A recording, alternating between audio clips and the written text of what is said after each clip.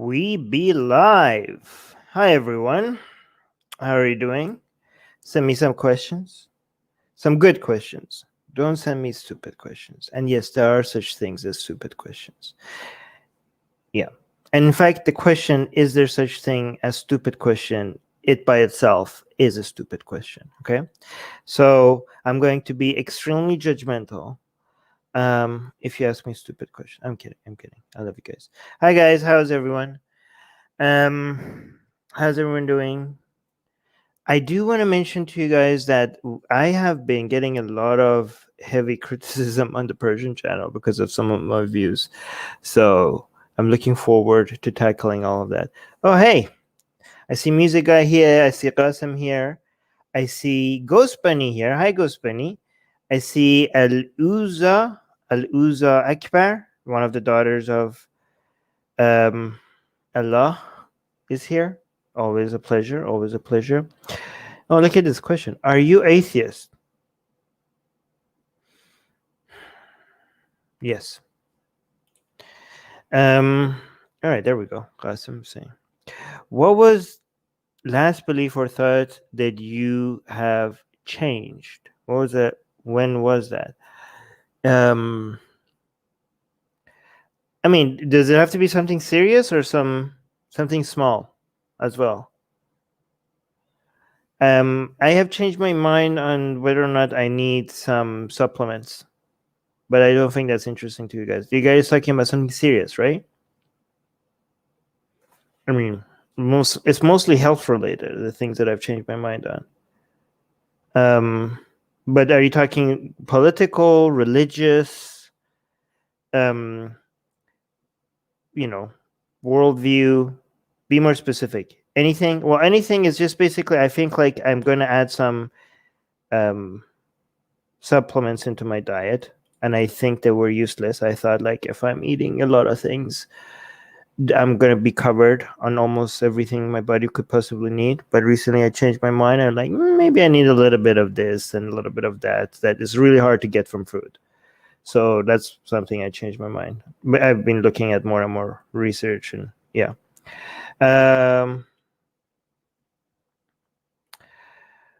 Saying, bro, please desecrate the Quran. I already did that. Why should I do it again? It's already done. Why would I like? I already did that. Oh, secular rarities here. Oh, this person's name I can't even highlight, but hi. Do you ever play frisbee? Oh my god, I don't even see Ali Risby in real life. How could I play frisbee with him? What could I? Guys, that's a stupid question. Okay, I'm not gonna even highlight stupid questions. Yes, Aluza is saying you gotta admit. Yeah, that's a pretty good name. How are your little doggies? They're really good. They're very happy. I was telling them that they are very spoiled and they don't understand how good they have it and how great of a life they have, and they are so ungrateful. Like I'm providing them such a good and comfortable and fun life, and they have no idea. They have no idea how other dogs, live in the wild. But I want some more serious questions. Okay, I'm going to go back to Qasim's question, and I'm going to talk about something a little bit more serious, something more interesting maybe than, health-related questions, right? The last thing I changed my belief on that was major, like worldview, is my views on religion, on the fact that I always want, not always, but it has been many years since I've been advocating a less judgmental view on religious people, because being wrong, you could fight a religion as aggressively as you want, and we should. But I always try to promote doing that without being hostile, hateful, or dismissive of religious people while fighting religion, right? So I that hasn't changed. But what has changed is an appreciation for the role of people who just follow. Like, it's very easy for people who think, people who like us, people who are for individualism, against collectivism, people who are rebels who challenge the status quo, people who want to provide new alternative ways to what is the norm as a way to progress out of, we question things, we don't just accept it, right? And I still believe that is, for an individual, that is the best way. I still believe that. However, I have an appreciation for the fact that some people are just not wired that way, right? It's not that I, it used to be that I thought everybody had the potential to be like us, to be more skeptical, less collectivist. But it's not their fault that they are not meeting their true potential. And that's why I wasn't judgmental on them, right? I was like, don't be judgmental. They're not meeting their true potential, but the conditions are not correct, right? They haven't been given the opportunity, or the environment was against them or something, right? So I wasn't judgmental. But now my thought has evolved into thinking, I don't think some people even have the potential, right? And that's okay. Like, I'm not being mean. Like, when I say, like, you don't have the potential, this is not a way for me to be like, to act like you're less and we're better, right? I still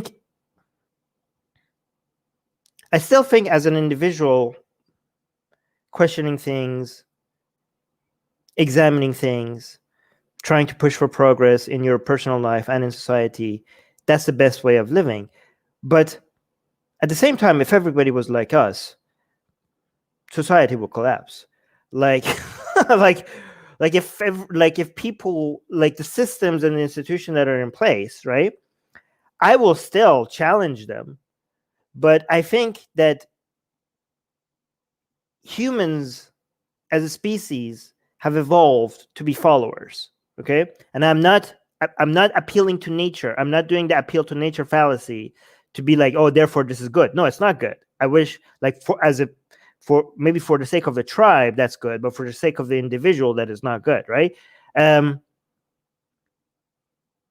But given that we've been wired that way, I'm even less judgmental than before, right? I'm not saying this is good. I'm not saying this is how things should be. No, just because things are a certain way in nature, that doesn't mean it should be that way.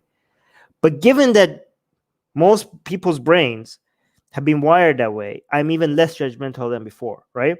I think, like, from an evolutionary perspective, it makes sense for a small percentage of people to be wired in a way that they are evolutionary. And I'm not talking about necessarily just the evolution of genes. I'm also talking from an meme evolution perspective. It makes sense for a percentage of the population to be rebellious and question things, and they will be the mutations within the evolution of memes that will push us forward, and often break things apart, just like mutations in then biological world.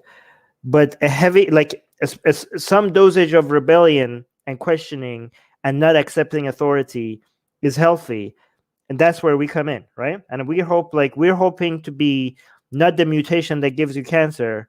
We hope to be, through critical thinking and looking at statistics and accepting the scientific method and stuff like that, and looking at methods, or not accepting it, just questioning the scientific method and seeing if it actually works, whatever, right? We're hoping to be the good kind of mutation. We're hoping to be the mutation that gives humanity a new feature, a new trait that pushes us forward. Most rebellions don't, right? So we want to be the good kind of mutation. Anyways, I spent so much time on that one question. I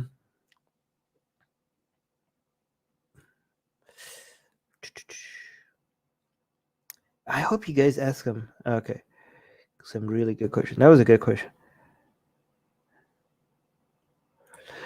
Music guy saying, Armin, are you a stickler to only eating organic source food? Are there benefits to it in your eyes? No, there are zero benefits to. Well, I mean, there are benefits to eating not organic food, which is the greatest benefit to eating not organic food is saving money, and also it's better for the environment because it requires less land to make not organic food. Okay. So yeah, I'm actually a stickler for staying away from organic food. If something, because I'm like, oh, okay, thank you for telling me that you're more expensive than you need to be. So I do the exact opposite. I try to make sure that I pick non-organic food. Okay.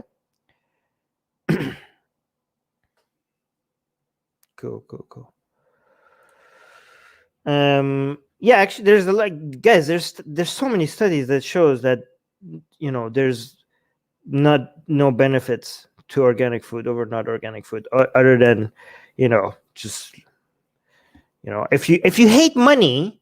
Okay, if there's a benefit in organic food, if you don't like money, okay, and if you hate the planet, and like, how could I have too much money? How could I spend more money on things that I don't need?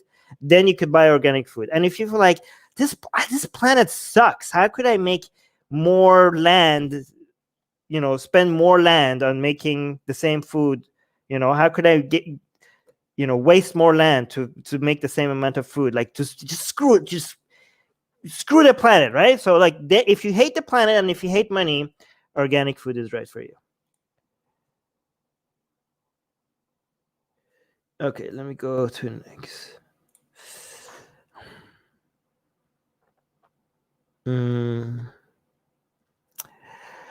Ritsuku is saying, hey Armin, don't you think climate emergency is way too much hysteria that doesn't coincide with reality? No, I don't. I think the exact opposite. I think there's only a very few things that are a threat to us, right?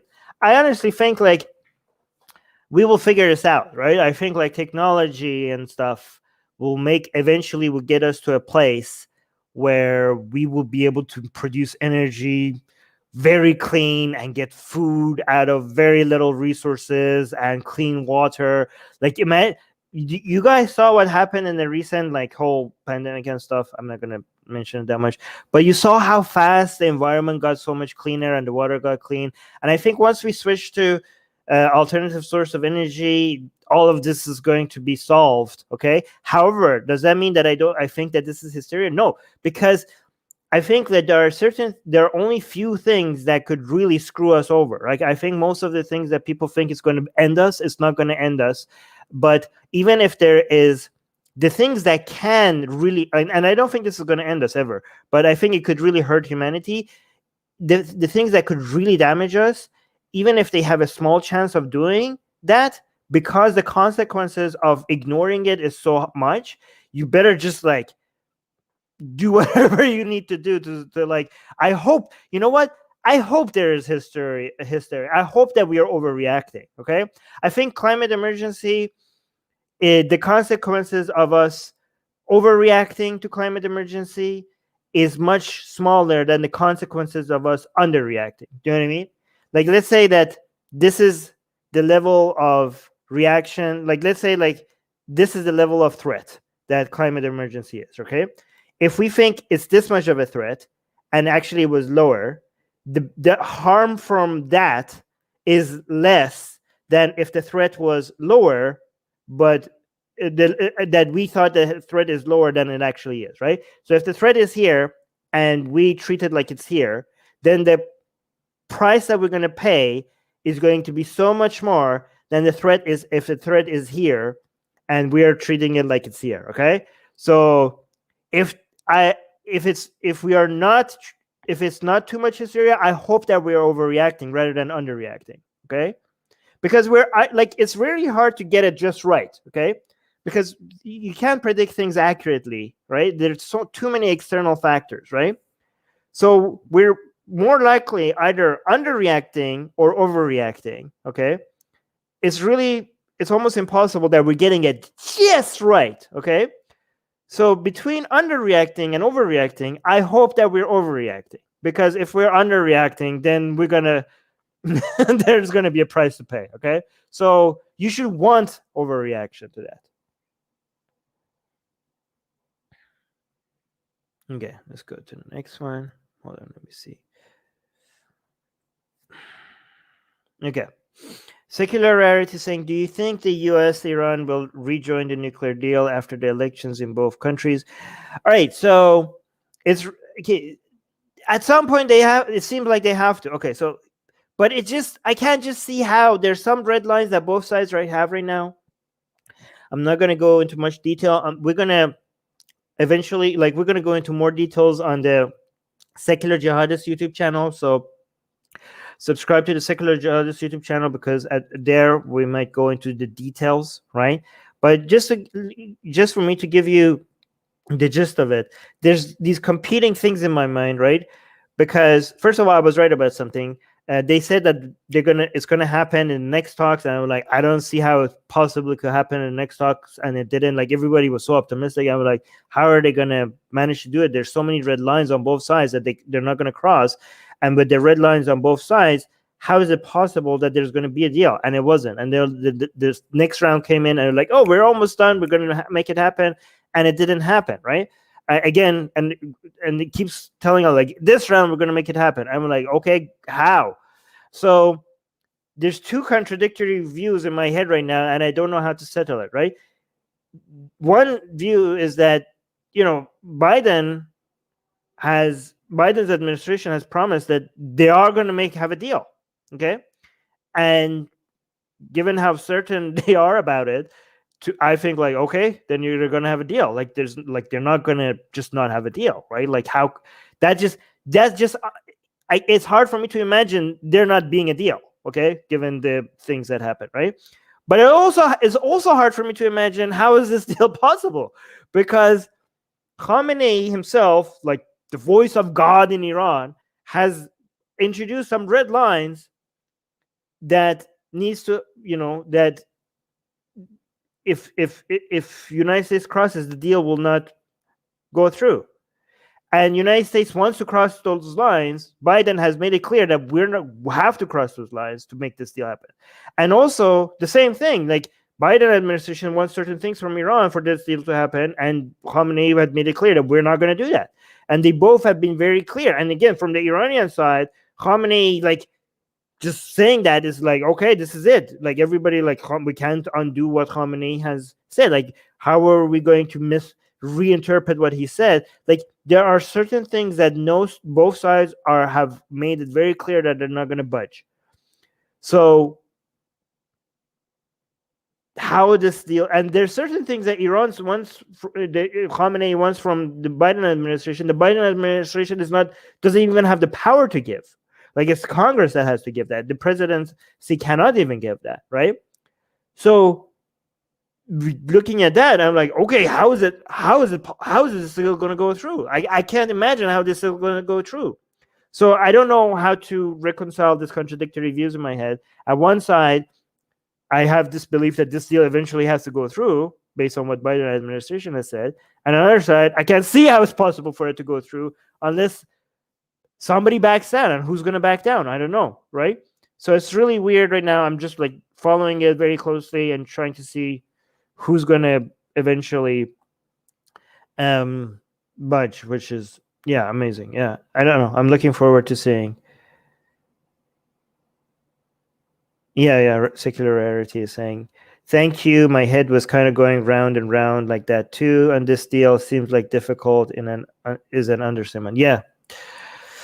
All right. Matthew is saying, do you think about the Naveed Afkari situation? Do I think about it? Not that often. Why? Do you guys want me to do a stream?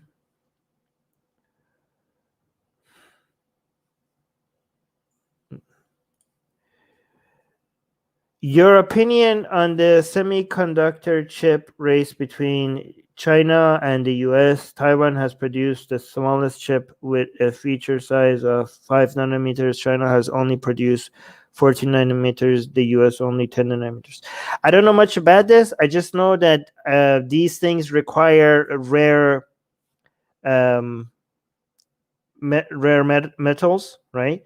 And China has a monopoly over processing them, given because of the strict environmental conditions in the United States, and China has used its monopoly over its access to rare metals as a way to pressure different countries geopolitically, like with pressure them politically, and that has been ever since they did that. That has been a major red flag for everybody because how dependent they are for China for rare metals to be able to create chips like this.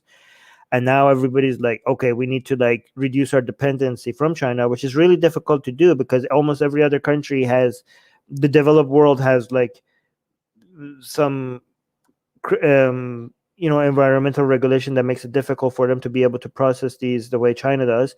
But now I think there is a push towards technology that makes the creations of these chips easier with less dependence on rare metals. That's what I know, which is not that much, right?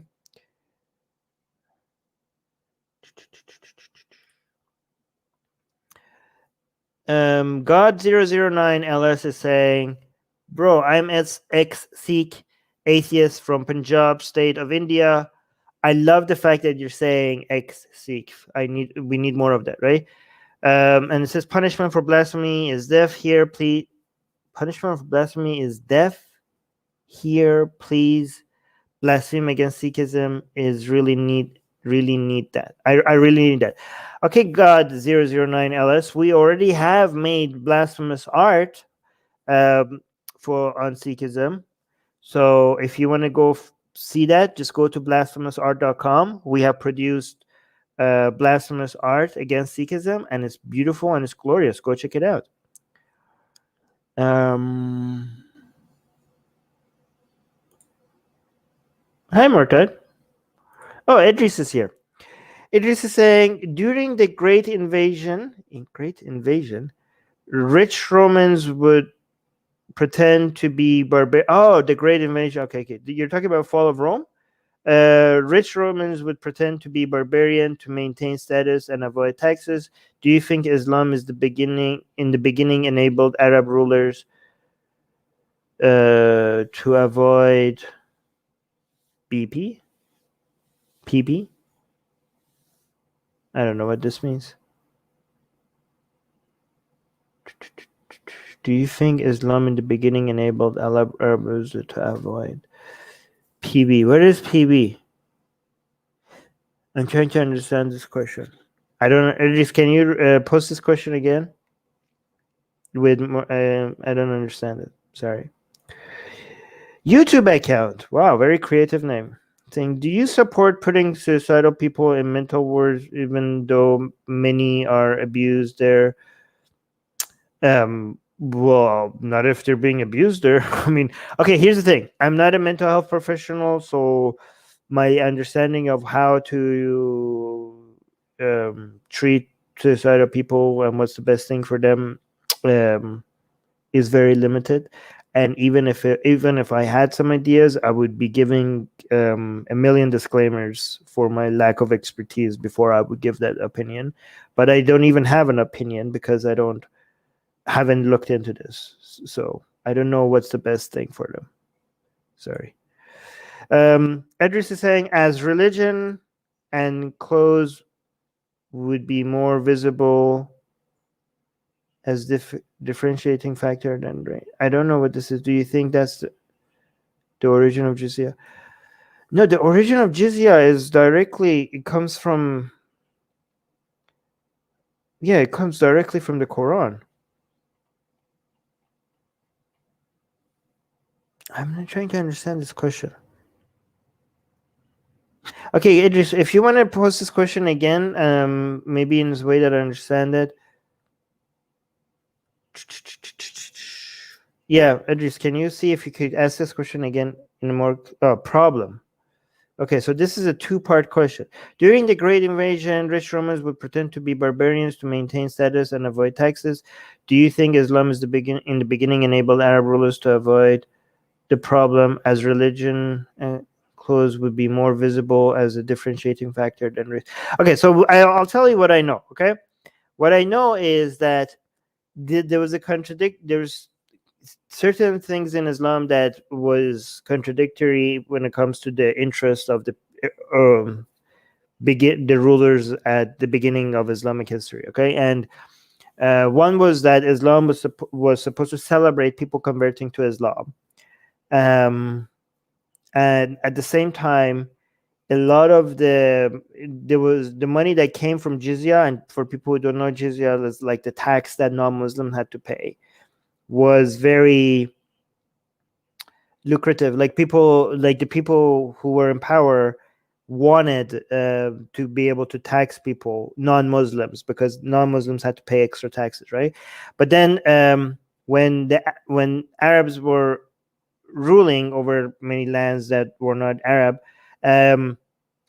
they were the people in power, so, and they had money, and they were like the rulers, and so Arabic and being associated with Arabic and Islam was considered high class, was considered to be part of the elite, a part of the upper class.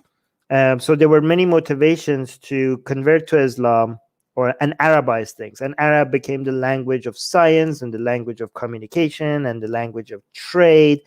So both Islam and Arabization was something that a lot of people think like, oh, every people converted to Islam by force. Not necessarily. A lot of people just didn't want to pay the tax. Like, some people converted because they didn't want to pay the tax, and some people just wanted to be associated with the elite, and some people just wanted the less limitations and acceptance in society. So they Arabized things, and they converted to Islam. But people converting to Islam mean that they didn't have to pay the jizya tax. So there was like there are examples of the upper class and the rulers resisting non-Arabs converting to Islam, right? So there was this racial hierarchy and this resistance, sometimes, not always, to people converting to Islam, even though this was not part of the teaching on Islam. Like anybody, like according to Islamic teaching, anybody should be able to convert to Islam. But you could see that this, Arab Muslims kind of wanted to resist all of these non-Arabs converting to Islam, just because, like, because it seemed like they weren't deserving. They're supposed to be below the Arabs, even though we have had, and also it will reduce this major source of income for them, right? So yeah, and Qasim is also saying that jizya is mentioned in the Quran. So the source is directly from the beginning, from the foundation, right? All right, let me see. I hope it doesn't jump all the way up.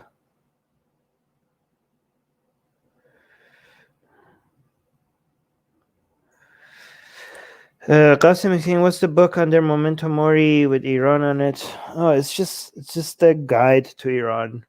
It's not very special. I have better books on Iran than that.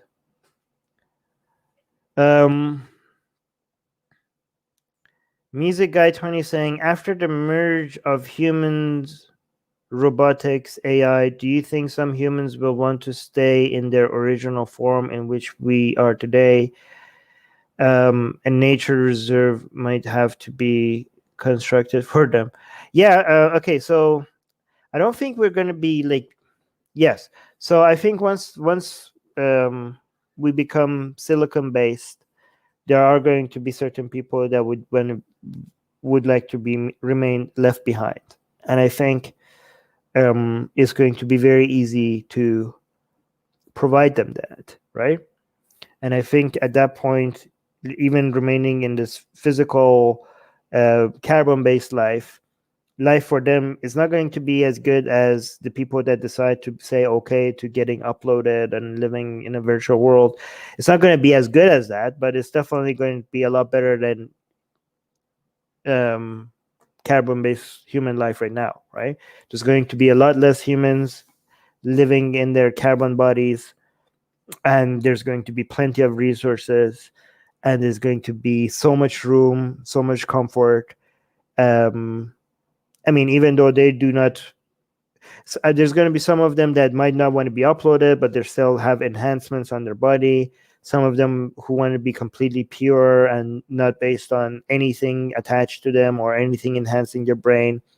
But they're still going to be taking advantage of the fact that there's like robots and everything is automated around them. So yeah, I mean, there's not going to be. I don't think there's not going to be any pressure on the people who don't want to be uploaded, to be uploaded. And they're going to be left behind, and they're going to have a comfortable life. Not as comfortable as the people who do get uploaded, but still a lot better than what we have right now. Hey, Susan's in the live chat. Susan's saying, "Hey everyone, don't forget to like this video." Yeah, Suze couldn't make it today, by the way, but next week she will be here.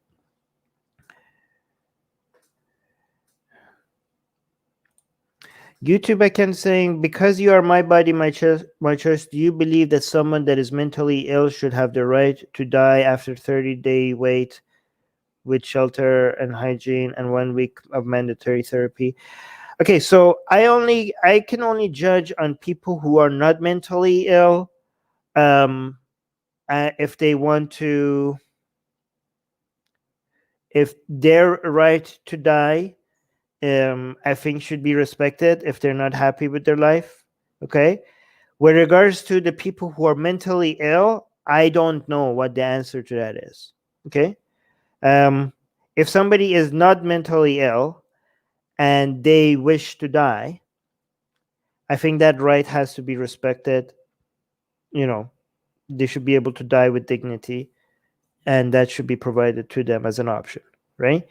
With regards to people who are mentally ill, that goes into an area where I don't think you should be able to comment on it. It seems like, when it comes to mental illness, it's something that you need expertise on to be able to comment. And I mean, no, you could comment also on it if you have studied what the experts have said, with the disclaimer that you're not an expert yourself, but this is what your understanding of what the experts have said, right?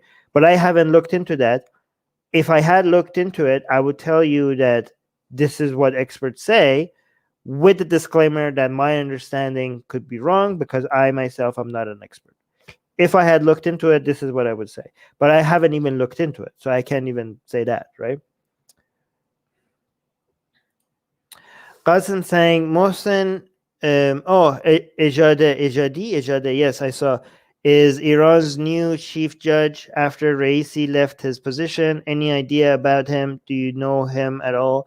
I only recently learned about him, and he seems to be extremely aggressively against human rights, and he seems to be very, very loyal and does his decision making based on being loyal to Khamenei and his office rather than actually passing judgment based on what is right and just. Like, it seems like it's even worse than Raisi. Like, it seems like the Khamenei and his office are signaling to the world and to his people, we're not even pretending anymore to care about human rights. Like, they're like very openly like trying to send that signal to everybody, like we're gonna go medieval on you, like openly, without even shying away from it. Like, that seems what the message is right now, unless so like I know it was always like that, but it seems like we're not, like it seems like the message is like we're not going to even cover it as much as we used to. I think that's what the message is.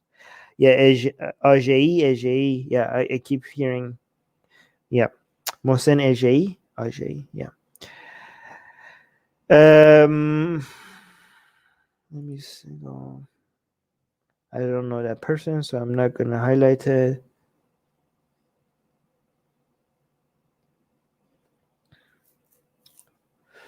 Okay, let me see. Ghostbunny. What would you say to a Christian who justifies God ordering the slaughtering of oh yeah, I don't know how to pronounce that.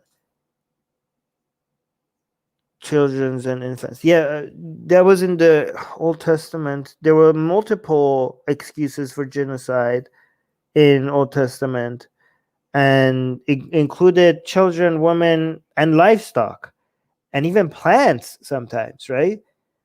Uh, I don't.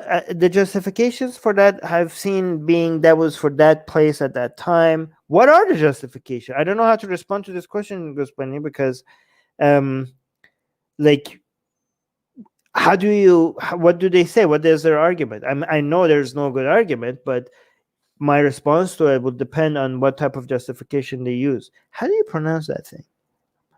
Amalekites. Amalekites. Yes. Okay. Amalekites. I got it right? Amalekites. Yes.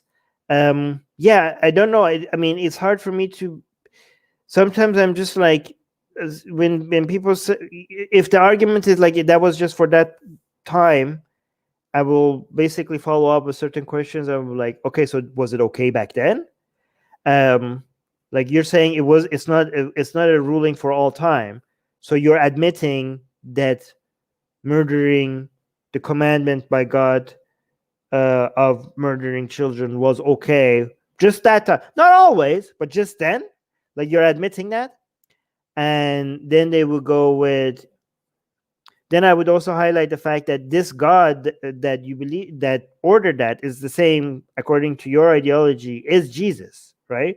Because the Father and the Son are one, right? So you think Jesus is for love and he's caring and blah blah blah, but this is the same entity, according to Christian belief, that ordered the murder. Like this is Yahweh. Yeah, Jesus is Yahweh. So this guy that you worship, at some point, now he's, you know, at some point ordered the murder of children.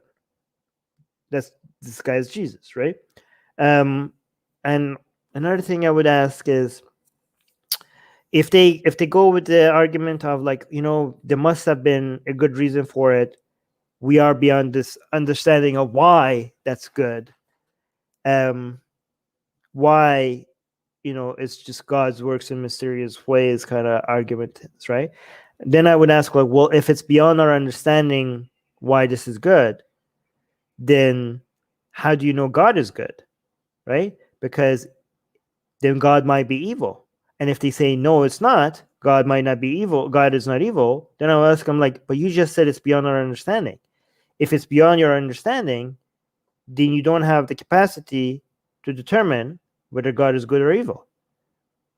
You can't make the judgment that God is good if it's beyond our understanding. God could be evil. So I'll say that. Well, by the way, it really does depend on what line of arguments they use, right?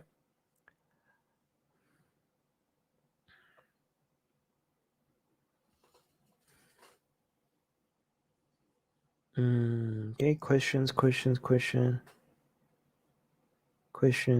These are comments. Thank you for the compliments, guys. I'm not going to highlight them. I'm looking for questions.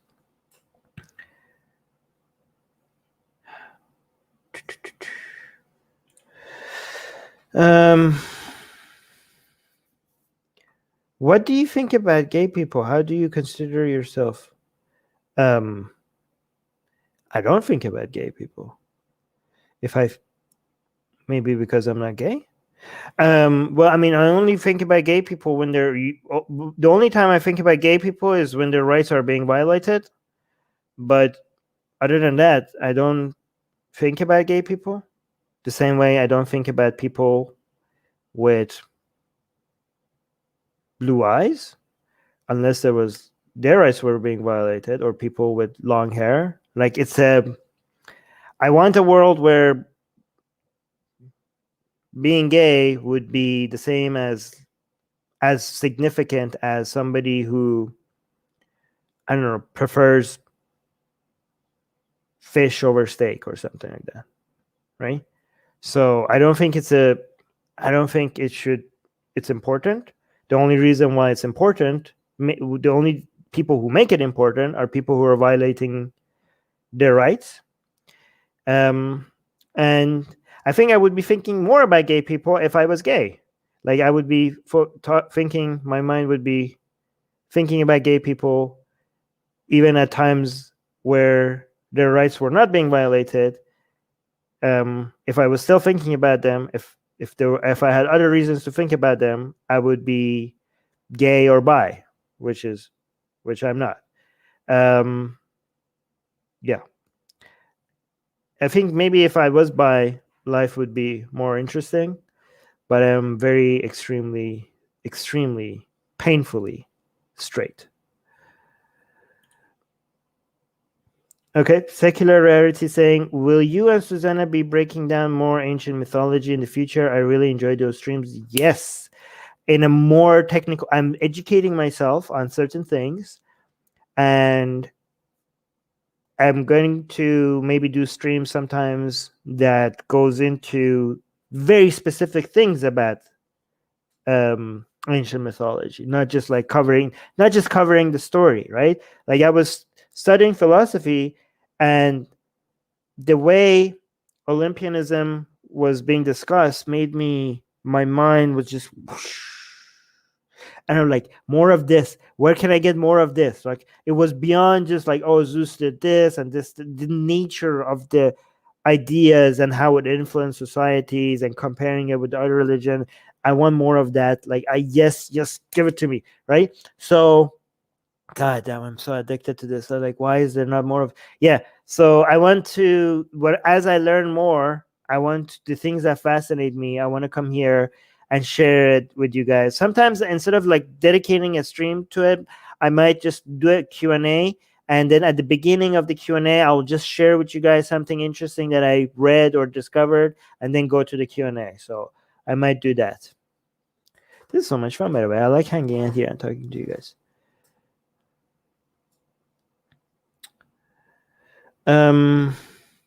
Smith is saying, do you still check AR Discord for stream ideas?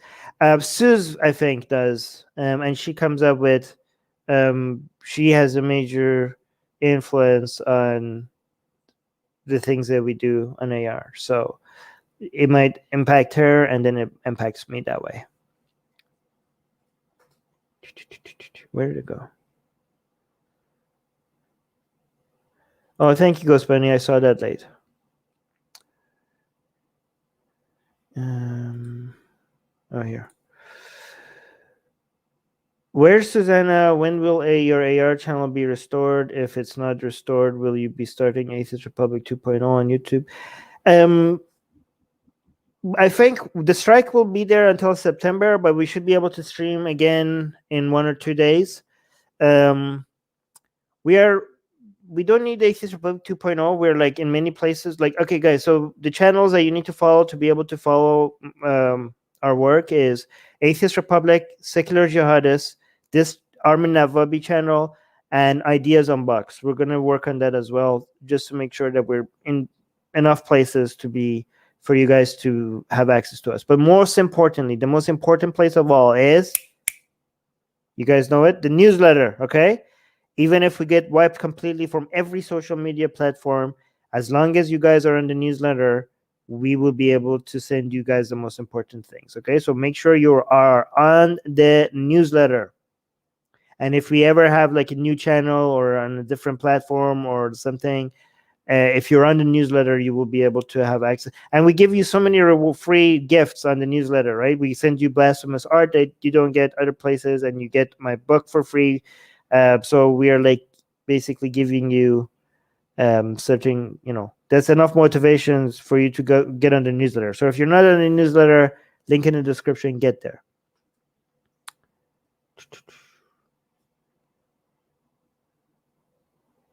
Okay.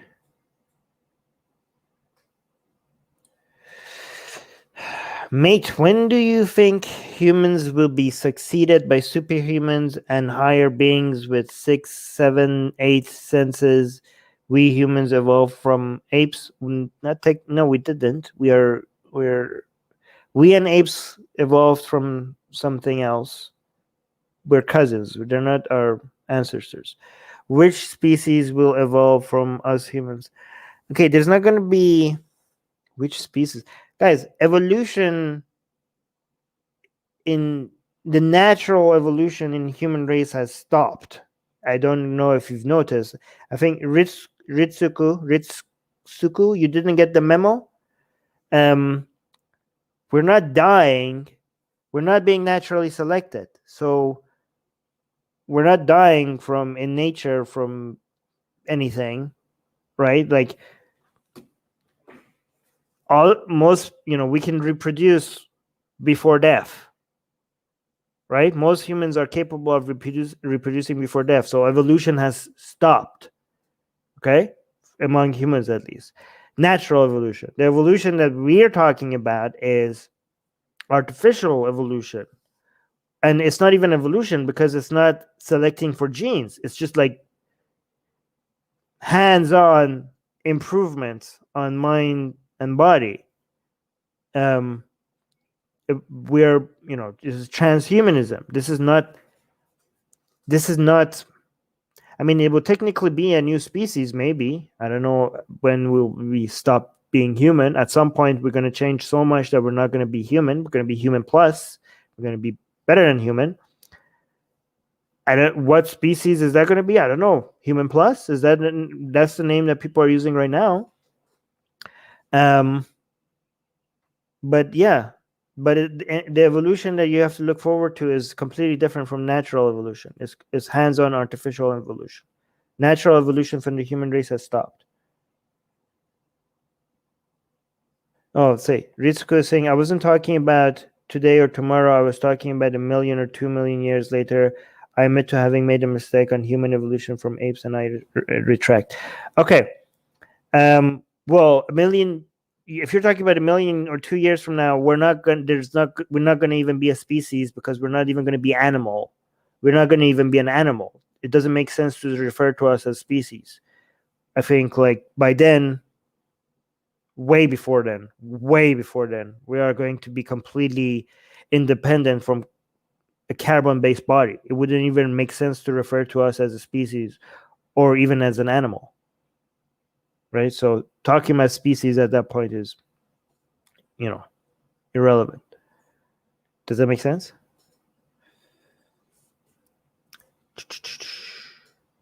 Yeah, 1 million years? We're going to be I'm thinking like less than 1,000 years. Less than 1,000 years, we're going to get to there. Almost, I think.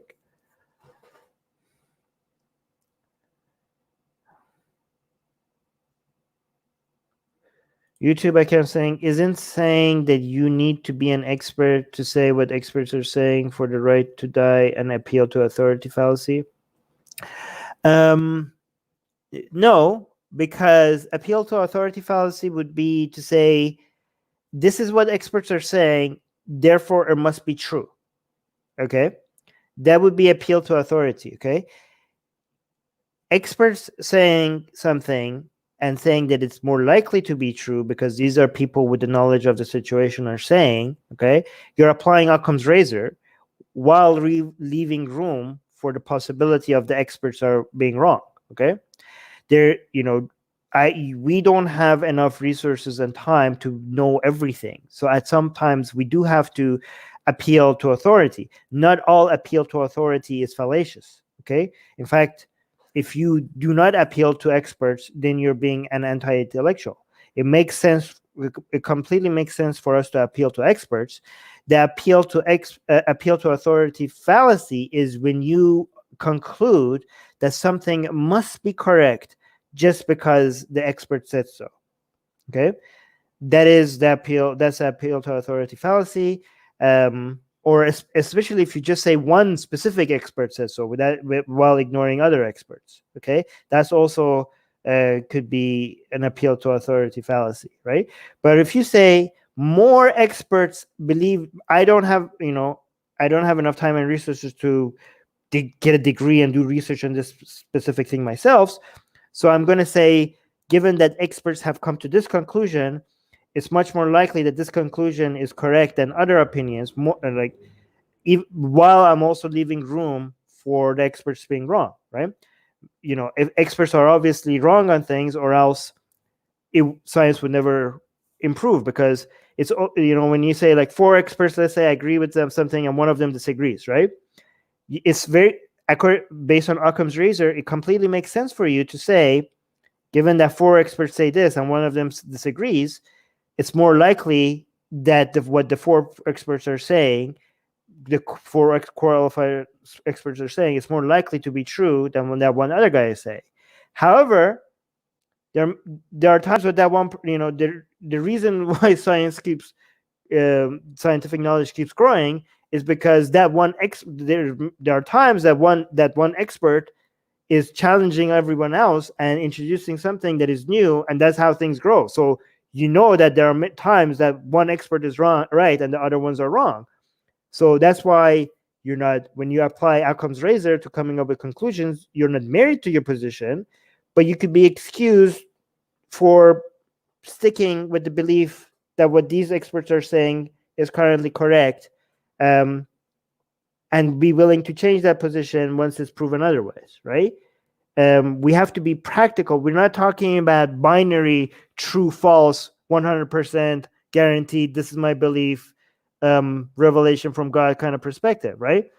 We are dealing with likelihoods, and from a practical perspective of looking at what is true, we have to deal with probabilities rather than a binary 0 or 1, true or false kind of way. Like the whole idea of this dichotomy of this is true, this is false, this was an Aristotelian model of looking at things that governed philosophers and scientists for millennia or more, which is not as productive as looking both at logic and scientific process from a probability perspective, and stop being obsessed with getting things right 100%. It has a lot more.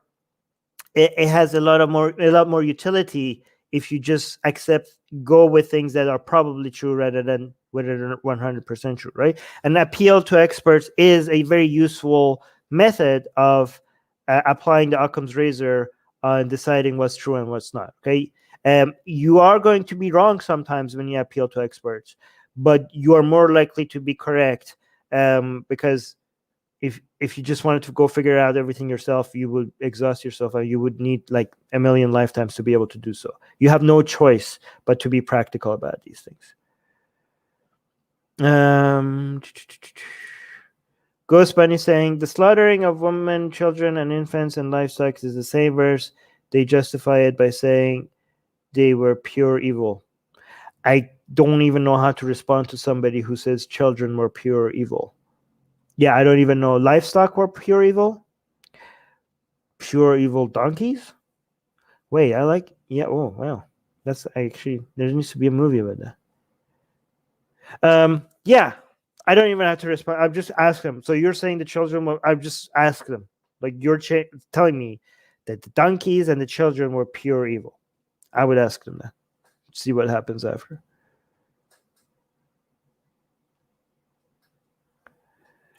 D is saying, we know you are pro-transgender race. Okay, good. I'm glad you know that, D. You get a lot of mental health questions, I've noticed. Do you think that has something to do with people leaving their religion or something else? I don't know. Interesting question. I don't know. I will study psychology at some point, maybe in a year or two. Like it is on my list of things to study. So yeah. Okay, D has, I don't know what this question is. We know you are pro-transgender. Are you pro-trans-raw? Trans-raw? What is trans-raw? I don't even know what it is. Probably. I don't know. I don't know what that is. Okay. Secular Rights is saying, seriously though, Armin, you should warn us next time before flashing them guns like that. Man, people could take it as a threat. Okay. Okay. Hey, it's comfortable. Sue me. Queen Febby saying, yeah, it's like they're just what is this, guys? I'm not gonna highlight this. Okay, question. Okay, here's a third attempt by D for asking a question. Oh wow, I forgot we had Patreon questions. I think D reminded me that we have Patreon questions that I need to be asking. God damn. I think this is in the same line. Oh god, I good thing I remembered. This is in the same line as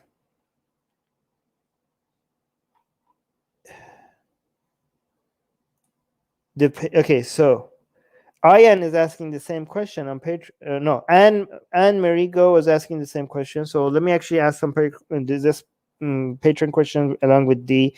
Anne is saying, can you give a counter argument on why we take being transsexual more seriously than being transracial? Feel free to reference. I don't know who that person is. This is very easy, guys. Why are we taking transsexual? I think transgender is the right term. More seriously than transracial? Well, because gender dysphoria is a thing, and there's no equivalent version of that when it comes to race. Very easy. Very easy. And let me see if that will apply to these questions. So that was Anne on Patreon to ask that question.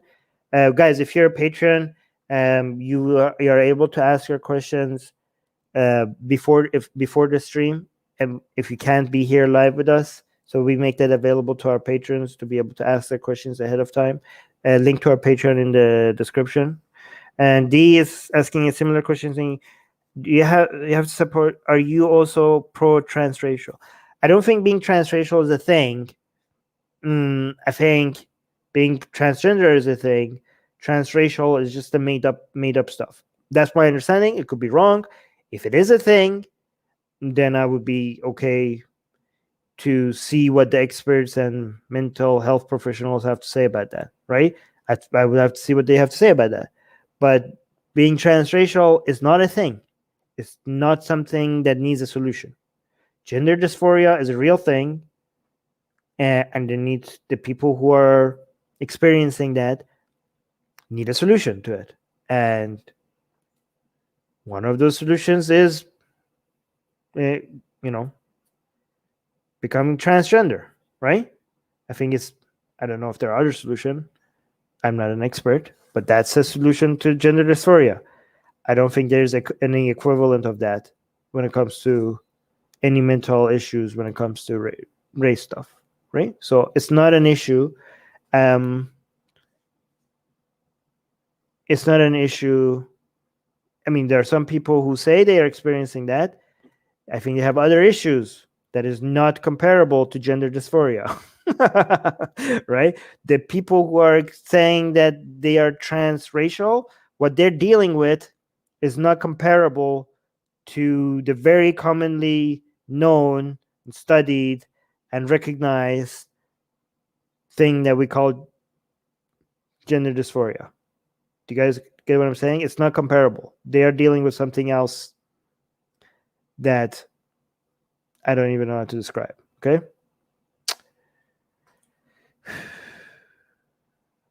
Okay, there was another Patreon question. I lost my spot in the live chat. Okay, I'm gonna ask the Ian's question in Patreon. So, okay, on Patreon as a comment.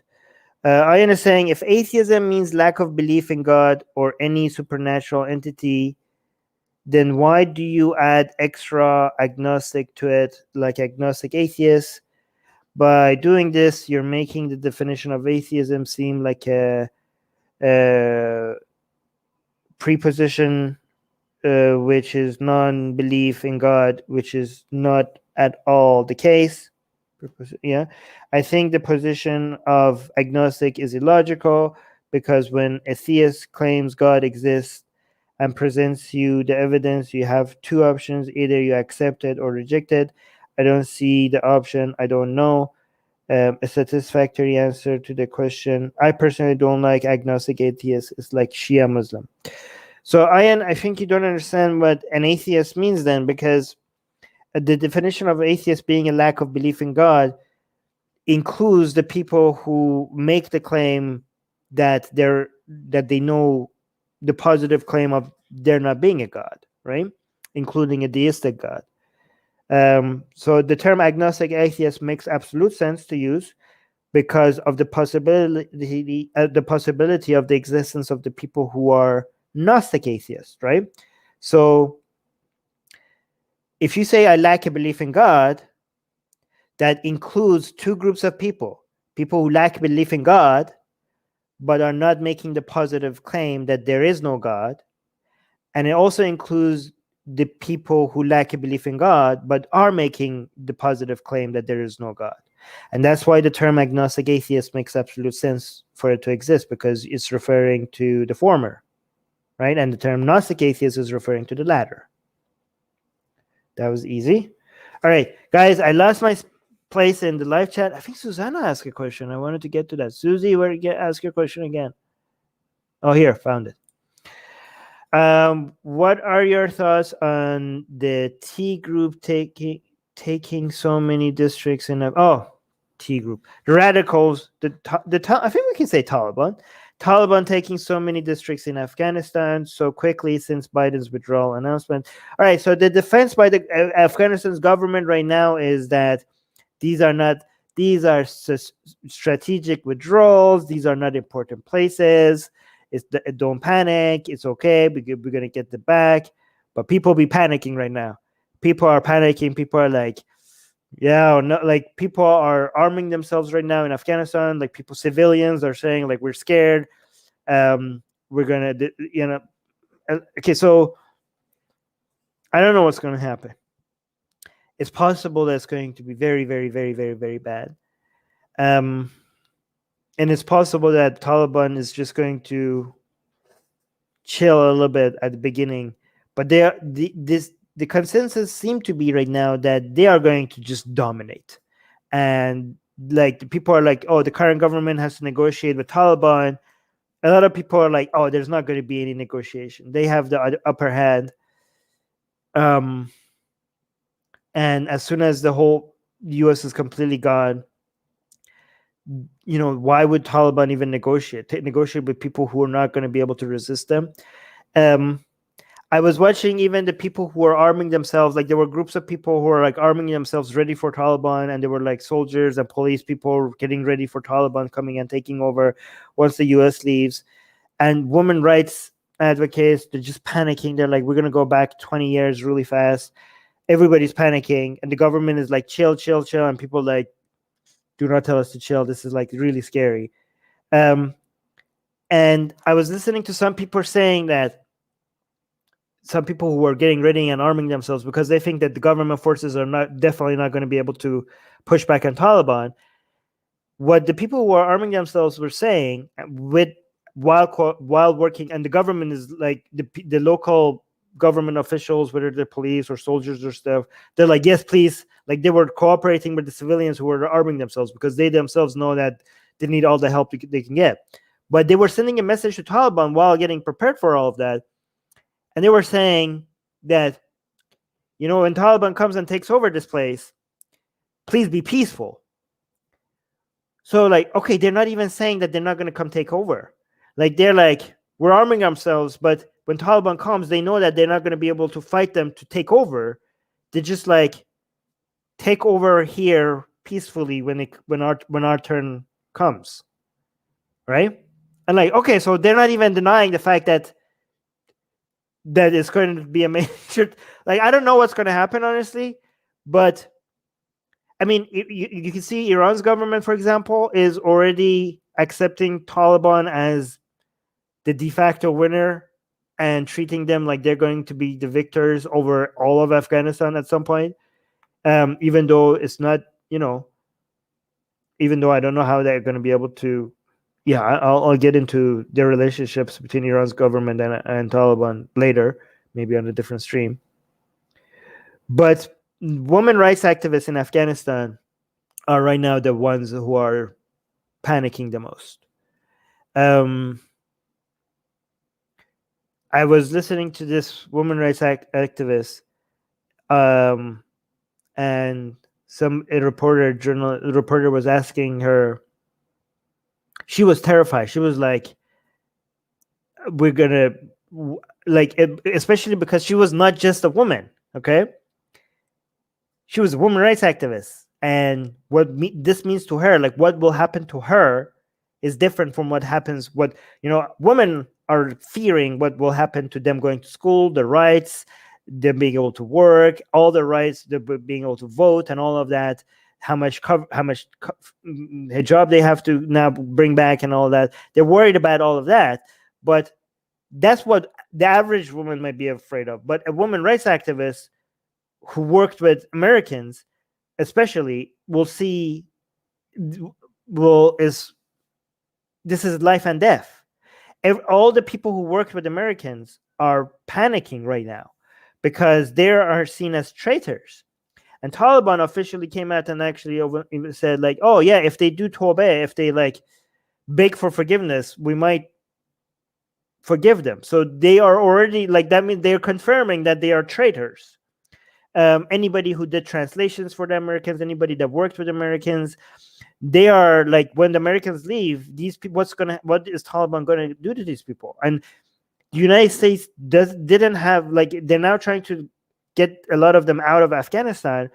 But one thing that you could criticize Biden administration for is not having enough planning for what to do with all these people who helped the Americans, and coming up with a process that gets them out fast before leaving Afghanistan, because these people are now sitting ducks there and there's no way for them to leave Afghanistan.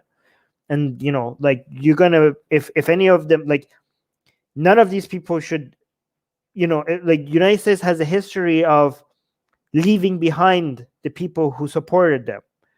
And this, if Biden administration doesn't do something in helping all these translators or anybody else in Afghanistan that work with them, like, we're just like, everybody is going to know, like, don't just work with Americans. They will just leave you as soon as they used you, right? But again, I was listening to this woman rights activist in Afghanistan, and she was the reporter asked her, are you going to stay in Afghanistan? Like, are you, like, a lot of them are trying to leave, but she said, yeah, I have made the decision to stay no matter what. And she said, I made that decision when I was being beaten by a mob for my women rights activism in Afghanistan. She was on the ground with her children and she was being beaten up. And while I was being beaten up, that was when I decided that I'm never going to leave Afghanistan. And I'm like, God. Guys, there are a lot of people that are going to tell you that, oh yeah, we should leave Afghanistan. And I'm not saying, like, a lot of Americans will tell you, like Kyle Klinsky and people like that you should leave Afghanistan, okay? Americans should leave Afghanistan. And I'm not here to say that they shouldn't, okay? Obviously, there's a lot of consequences for Americans staying that also involves people dying. Americans staying was going to have consequences which leads to people dying. Americans leaving Afghanistan is going to also have consequences which is going to lead to people dying, okay? However, the people who are telling you that Americans should leave immediately, okay, I'm not disagreeing with them. I'm also not agreeing with them. However, if they're making it sound like this is simple, then they're not being honest with you, or this is not a content creator that is giving you enough nuance or introducing you with the complexity of the matter, right? Like, if somebody is telling you that Americans should leave, but is also telling you, giving you the other side, is telling you the cost of them leaving, like it's telling you the amount of misery and suffering and bloodshed that could result, okay, could or could not, potentially could result from Americans leaving. If they're not telling you that, if they're not telling you the cost, if they're making it seem like this is a simple, easy decision and it's obvious that they have to leave, then that's not a content creator that you should be trusting, okay? I think it's completely acceptable if somebody says, like, this is the cost, this is the people who are going to suffer, and this is going to be devastating, but still we should leave because of this. That could be a justifiable position. Like, they're still advocating for Americans leaving Afghanistan, all right? But while they're doing it, at least they're telling you what the actual cost is and the price that people have to pay for it. Okay, if they're telling you that, I think it makes sense. It's a position I could respect. It's something that I could like. You're not being duped into how simple and obvious the situation is. Okay, so I'm not saying that you should be.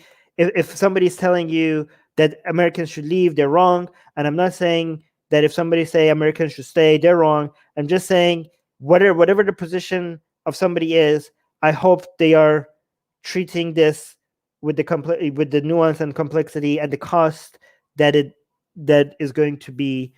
And maybe I should be criticized too as well, because maybe I haven't been highlighting the cost of Americans staying that much, right? Maybe because I think like so many people have done so much that's what maybe I should be criticized for not saying, well, Armin, you've been highlighting the cost of Americans leaving, but you haven't been highlighting the cost of Americans staying.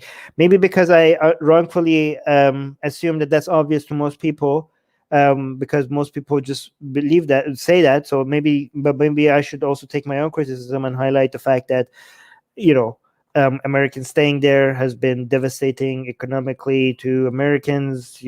Americans are paying in taxes money towards building a country that it's not theirs, and many Americans are dying for a mistake that was made many years ago without seeing any light at the end of the tunnel. And the more you stay there, the longer this cost is going to. Like, this is not a war that Americans can win, so you're just kicking the can down the road. So I'm just assuming that most people already have heard that, so that's why I don't highlight it, but maybe I should. But again, there's extreme costs on both sides, so it's not that simple. Okay. When will you and Susanna be covering the cultures of Papua New Guinea and other yeah, I don't know much about these places. Pacific Islanders, I don't know. I don't even know how to pronounce that other thing. The thing is that this is something I'm so ignorant about that you're not going to get much value out of me covering it. So, unless Susanna sees something interesting that what makes her eager to cover news on it. I am so ignorant about this area. Yeah, I don't know. I'm sorry. No, wait, I'm not. Wait a minute. I'm not sorry. Why should I be sorry? I can't know everything. What the hell? I'm not sorry. Oh yeah, I already covered that. Let me just do. Wait, my guy just got here. Are you people and Armin touching on? Oh no. Wait, what is that? Hold on, to see me.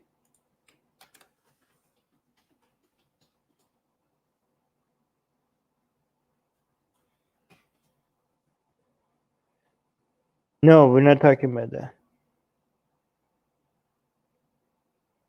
Nope. That's some woo stuff. We're talking science here.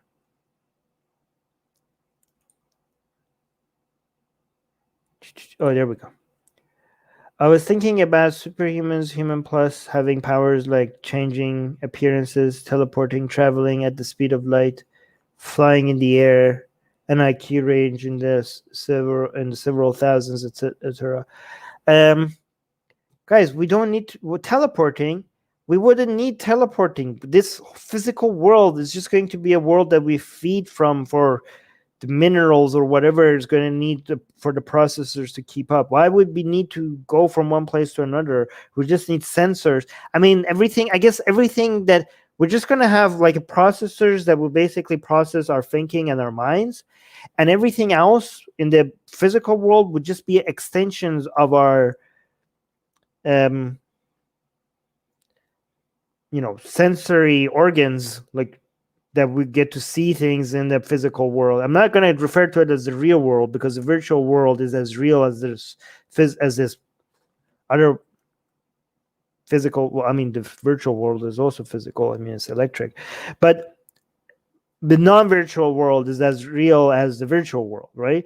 So, but the non-virtual world is not going to be somewhere that we need to move around much in, other than to be able to absorb energy and the material that our processors are going to need, and to provide safety. Okay, so I guess our, you know, our the extensions of us, which is going to be either robots or sensory tools that we have around. Maybe we need to be teleporting that. I don't know, but teleportation, I don't know. I don't know if that's possible. I mean, some people say it is possible through quantum physics and stuff. I don't think we're going to be measuring our mental capacity through IQs by then. I think it's going to be more. The measurement is going to be different, because it's not going to be is our brain is going to be processing in such a different way that IQs is not going to be relevant. Like IQs is not going to be relevant to the way that we measure our brain. It's going to be so significantly different from the way that we think right now. Changing appearances. Again, you're living in a virtual world. At first, we're going to have any appearance that we want, and at certain point, appearances is not going to be something that we have even a desire to have, right? So I guess I think maybe the early stages of living in a virtual world, we're going to have fun with, like, I don't know, turning into animals or made up fictional creatures or stuff like that. But at some point, our brain is going to, or whatever, our processors are going to evolve beyond caring about appearances. Traveling at the speed of light, then we're getting to territory that might be beyond, like, whatever knowledge we have, there are certain laws that we're not going to be able to break. So laws of physics and laws of math are not breakable, no matter how much knowledge we have. The laws of chemistry, the laws of biology, those are breakable, but the laws of math and physics are not breakable. So that's going to be the limitation. So I think we're going to be able to travel to close to the speed of light, but never to the speed of light itself. I think that would be physically impossible, unless I'm wrong about my understanding of physics. Okay, we're going to end this here.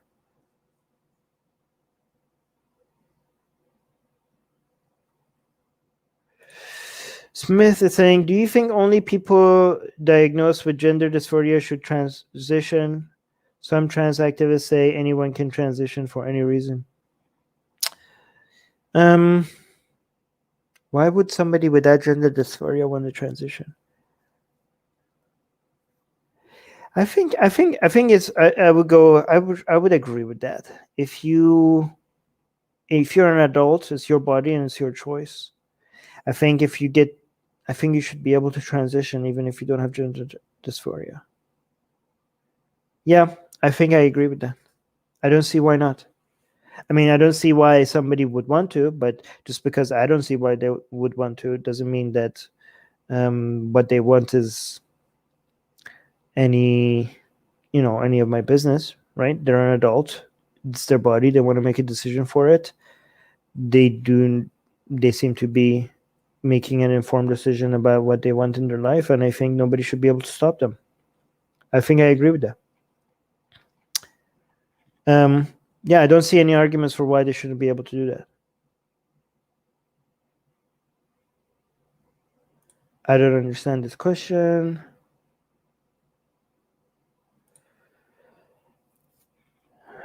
Matthews is saying, so you are gay-friendly ally?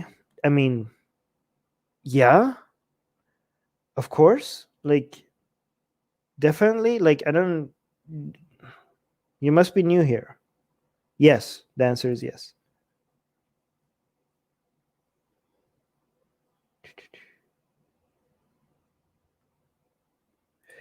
D saying, I chose my words carefully as I did not want to offend. Sorry for reduced questions, as atheists really reality is important, or is it when it comes to social issues is acceptance more important?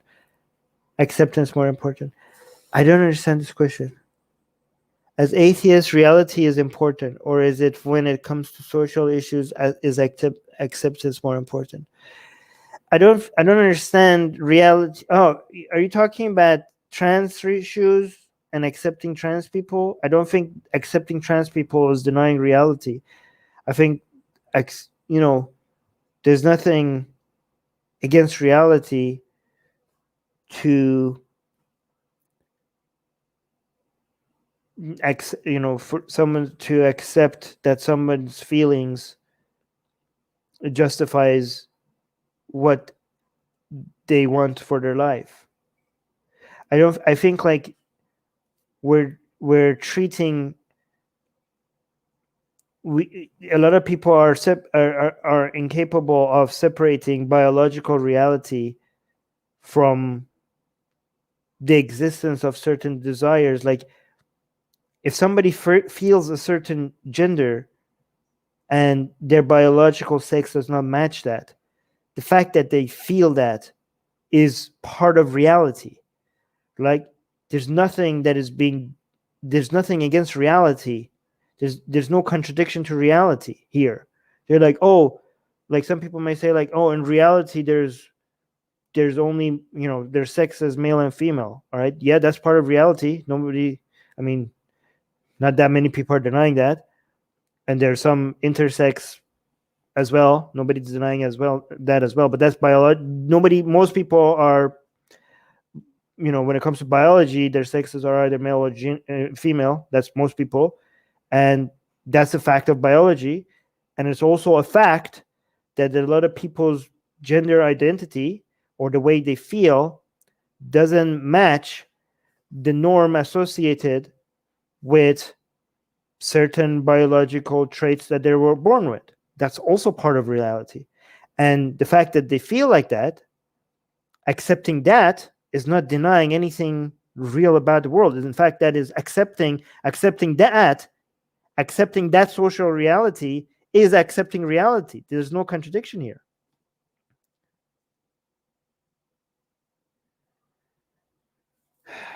Matthews is saying, what's your religion, what's your nationality, your religion background, and where do you live now? Okay, don't ask me about my personal location and stuff. Thank you very much.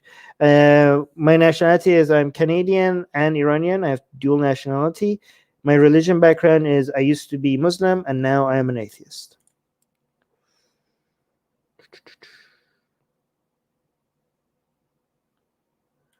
Yes, I agree with that.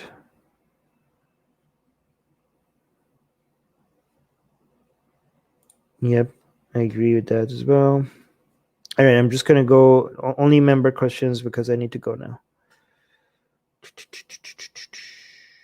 Wow, new member. Thank you so much, guys. This channel, the Armin Navabi channel, is still monetized, so you could be members here. That would be very much appreciated. Thank you so much.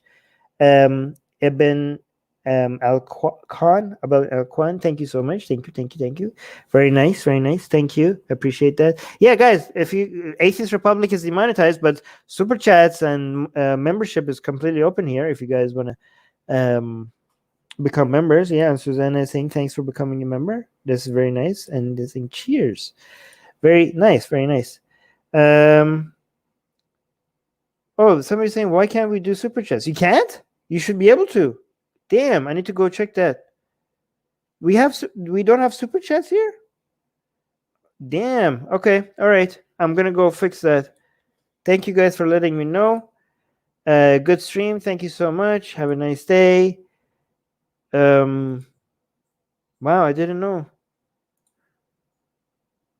Guys, thank you so much for letting me know that we can't do super chats here because this channel is monetized, so you should be able to. No super chats or super stickers. Okay, I'll fix that. Thank you for letting me know.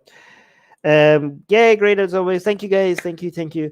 I must tell you guys, I appreciate the love I'm getting here because on the Persian channel, people are turning on me.